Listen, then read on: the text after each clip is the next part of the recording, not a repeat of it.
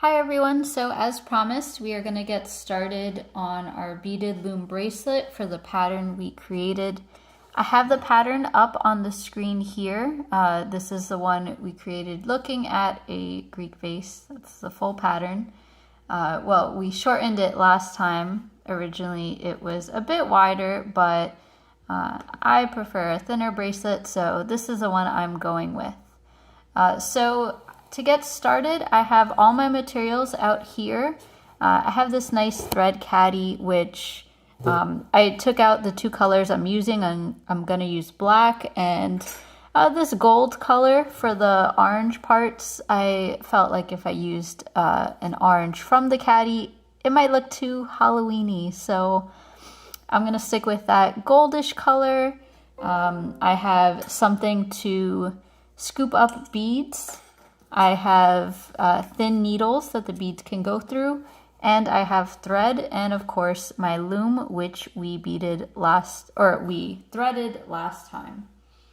So I cut a piece of string just to get started, and I folded it in half, already threaded the needle, and what we're going to do is just knot this string. So I'm finding the other end. And in terms of length, most of the time I end up needing to use more string anyway, so the length at the start doesn't exactly matter. It's good to have it long, not too long that it gets knotted in between. I'm leaving a little tail at the end that I'm gonna weave in. Now you might notice this tail. I don't really mind the tail. Now, if you do mind the tail, you can cut the knot shorter. I'm just always extra cautious to make my bracelet extra sturdy. I leave the tail just long and woven in there. So I have my needle ready. I have the loom ready. What I'm gonna do is open up the beads and look at my pattern. Now, because my pattern isn't, those beads are pouring out, but that's okay. So because my pattern, I'm going row by row, so I'm going left to right. And how I typically like to start is bottom up for each row, because this bottommost part is at the left of your loom. So the bottom row will start here, and then this will be the top. And oftentimes you do start at the left of the loom, so it's always good to keep in mind that you're starting bottom up. So for this pattern, what I'm gonna do is get out the beads. Starting out is really the hardest part, but after that it gets much easier. So it's gonna be black, orange, black, orange, black, orange, black, orange, and then we got to count these 1, 2, 3, 4, 5, 6 black, and then orange, black, orange, black. So I'm just going to get those beads, and then I will show you how to put them on the loom. So I'll pick them up with the needle. So we have black, and for the purposes of the video, this gold is going to be orange. Let's pretend it's orange. That's a thin bead. It's a shame that my beads aren't exactly even, and that makes it a bit frustrating when I wrap the bracelet tightly and it comes out a bit uneven because of that. So I try and go for beads that are generally the same size. You can see they're kind of the same size, so long as my next rows I won't have very, very thin beads. So what I'll do in this video is just show you the first 3 rows at most. I think that will be enough to get you started. And then in another video we can focus on how to finish the bracelet. But for now, the hardest part is always getting started. So we have, just to check the pattern, and I'm looking at it on the screen, black, orange, and then 1, 2, 3, 4, 5, 6 black. We got 6 black, and then orange, black. So those are all the beads for our first row. Now I am going to make sure not to pull this too tight as I get to the end, because some beads can easily come off. What I'm going to do is put these beads under the strings on the loom. And I realize now that my strings, when I was wrapping them for the last video, were a little bit lopsided, but that's okay, because they don't need to be perfectly even spaced or dead center of the loom. And I could have fixed it easily, but just to show you that it is not necessary, I chose not to. Now, yeah, like I mentioned, this first row is always the hardest. What I'm trying to do here is make sure there's one bead between each set of strings. And they do like to cause a little trouble and prevent that from being the case. This is also why it is much easier to use thinner, or to make thinner bracelets, just because it won't get caught like this, or the beads won't move around like this. An alternative is you can just focus on a few rows at a time. So what I just did was put my row of beads underneath these orange thick threads.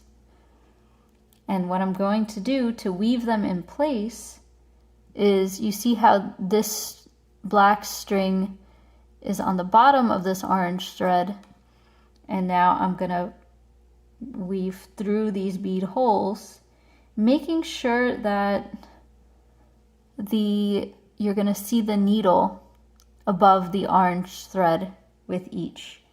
And this fell. Oh no! So that's frustrating how a bead just came out.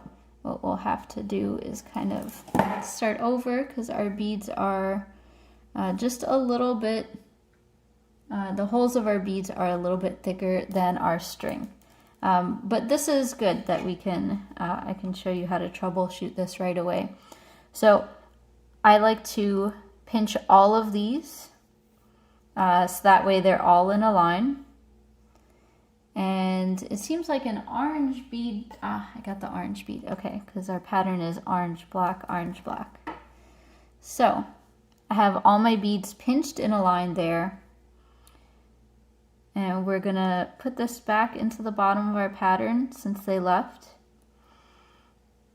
We have orange, black. And then, still pinched in my fingers, is the rest of this row. And one little bead fell out.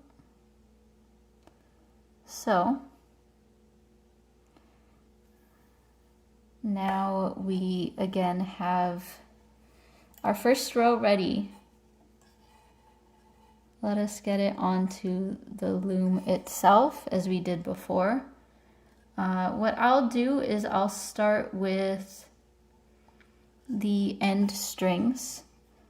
That way you can just focus on a little bit at a time. And what I will also do is make sure that this tail, where the beads are falling out before, is a bit long, because we can tighten it later on anyway. So better to make sure the beads won't fall out this time. So I'm doing exactly what I did before, how I sandwiched the orange thread between the needle and the threads, the black threads, making sure there's one bead in between our orange thread. And I'm going one at a time now, just to make sure that this can go on well. continuing to do so. See there, I have 2 beads, so what I'll do is I'll fix that now. Fix these last 2, making sure that everything is sandwiched. Now this last bead is in an okay place because it is sandwiched, it just looked like it was running away. And now what I'll do is I'll pull, it looks like one of our beads is a bit small. So I'm going to pull this thread, making sure it is in place. And I'm also going to pull for our beginning rows, especially when our tail is so long. Now, we might get some movement in the beads. It's good. Once you get the first 2 rows or so down, it'll be much easier. I'm gonna pull that black thread, this little tail, a bit closer. We don't need it super close because, like I said, we're gonna weave it in, but might as well get it a little bit closer. And I don't like to pull too tight because once you pull too tight, you're depending on your beads being perfectly even in order to make the width of your bracelet exactly even. And as you see with my beads, they're not exactly even. So I'm going to the next row of the pattern here, and that is row B. And remember, we're starting bottom up. If you wanted, you can always print the pattern and make the bracelet pattern vertical, but this way is fine too. So we have black, orange, black, and then 1, 2, 3, 4, 5, 6 orange, then black, orange, black. So we'll do the next 2 rows, and then I will leave it to everyone to get started on their bracelets. So we have black, orange. This is kind of a weird color. It's not exactly gold. It does have an orangey tint to it. So black, orange, black,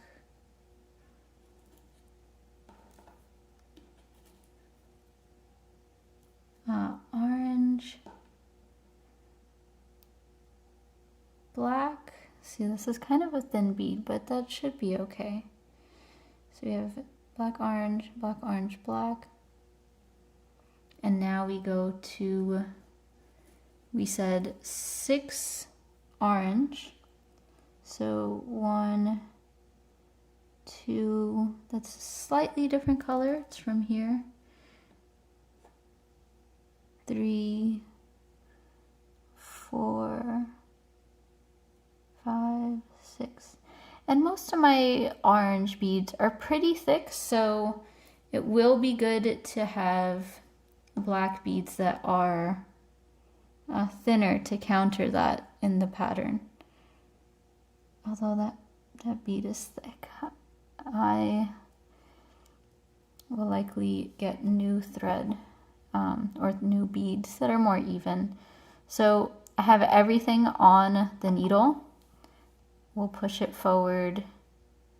And what I'm going to do is have it go behind the loom.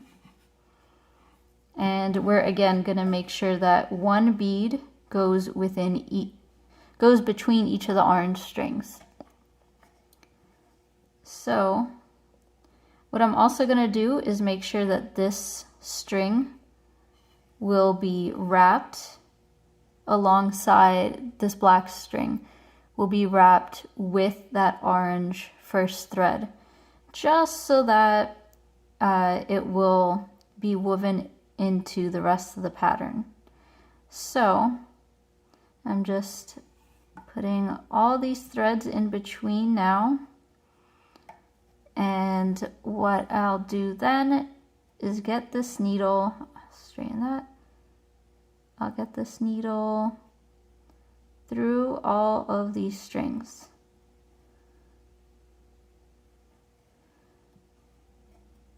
And we have to make sure that our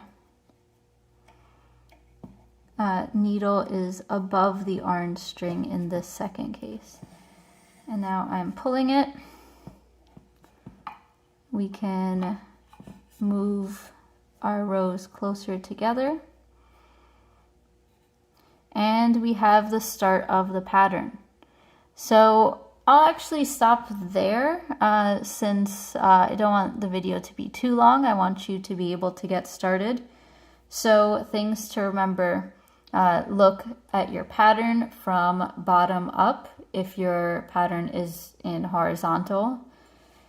Make sure that this black thread will be wrapped when you're going behind so that it will be part of your pattern. You can also clip it now and it should be okay. Just don't, you could clip it right after the knot. Make sure that you're sandwiching the orange thread, first going under with one bead per between each thread, and then going over, and you could see your needle between the two. So join me next week as we finish off the bracelet. I will share with you how to make a closure, or different ways to make a closure, how to tie off your ends, and that includes what to do with your black string. So in the meantime, happy beading, and yeah, go as far as you'd like with the pattern, as far as your wrist length allows. I like to make it a little shorter than wrist length, so my tiny wrist here. I kind of do that as I'm going along to see how long I want the pattern. But we'll pick up more next time. Until then, have a great one.